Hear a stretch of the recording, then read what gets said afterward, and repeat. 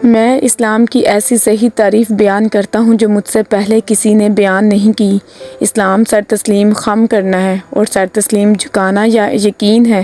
اور یقین تصدیق ہے، اور تصدیق اعتراف ہے، اور اعتراف فرض کی بجا آوری ہے، اور فرض کی بجا آوری عمل ہے۔ مجھے تعجب ہوتا ہے بخیل پر کہ وہ جس فکر و ناداری سے بھاگنا چاہتا ہے اس کی طرف تیزی سے بڑھتا ہے، اور جس ثروت و خوشحالی کا طالب ہوتا ہے وہی اس کے ہاتھ سے نکل جاتی ہے۔ وہ دنیا میں فقیروں کی سی زندگی بسر کرتا ہے، اور آخرت میں دولت مندوں کا سا اس سے محاسبہ ہوگا۔ اور مجھے تعجب ہوتا ہے متکبر و مغرور پر کہ جو کل ایک نطفہ تھا اور کل کو مردار ہوگا، اور مجھے تعجب ہے اس پر کہ جو اللہ کی پیدا کی ہوئی کائنات کو دیکھتا ہے اور پھر اس کے وجود میں شک کرتا ہے، اور تعجب ہے اس پر کہ جو مرنے والوں کو دیکھتا ہے اور پھر موت کو بھولے ہوئے ہے، اور تعجب ہے اس پر کہ جو پہلی پیدائش کو دیکھتا ہے اور پھر دوبارہ اٹھائے جانے سے انکار کرتا ہے، اور تعجب ہے اس پر جو سرائے فانی کو آباد کرتا ہے اور منزل جاودانی کو چھوڑ دیتا ہے۔